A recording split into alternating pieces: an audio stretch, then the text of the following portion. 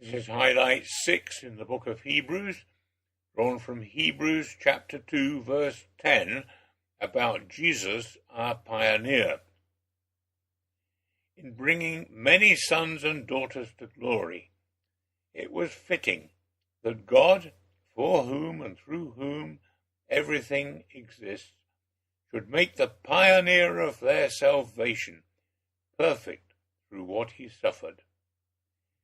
Our main emphasis here is going to be on that word pioneer.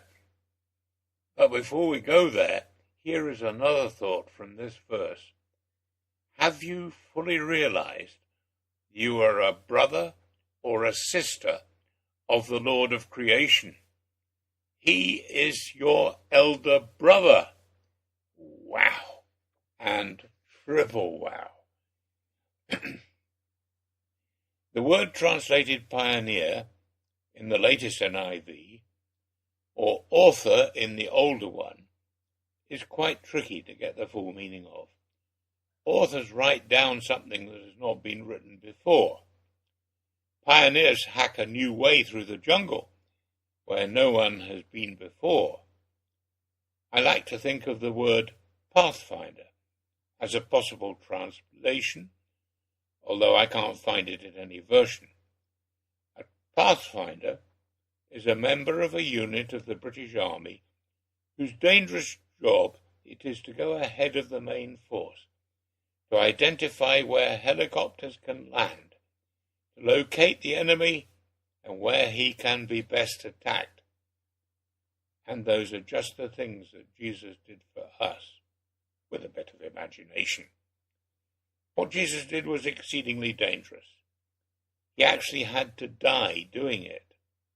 When the Lord God created our world, he deliberately made it a chaotic place. It may seem strange to us, but earthquakes, tsunamis, thunderstorms, and so on are part of the very interesting place in which we live. Otherwise, it would be a very boring place. He also ensured that we would not all be perfect, living to a ripe old age without any aches and pains or diseases on their way. But neither of those sets of chaotic problems are the worst part of life on this earth. No, the worst part is what men and women do to other men and women. The sinfulness of humans is the source of all the worst things that can happen to us. As a result, suffering is a normal and almost essential part of our life experiences. Only in a comparatively few peaceful and quiet parts of the world can fortunate folk expect to live lives without suffering caused by humans. It was the great and amazing intention of the triune God that Jesus, the earthly embodiment of that Trinity, should be the pathfinder to force a way through the jungle of sinful humanity, to search out the enemy, Satan, and to die in doing so. In that victory, his true people became his brothers and sisters. So as the next verses say, both the one who makes people holy and those who are made holy are of the same family.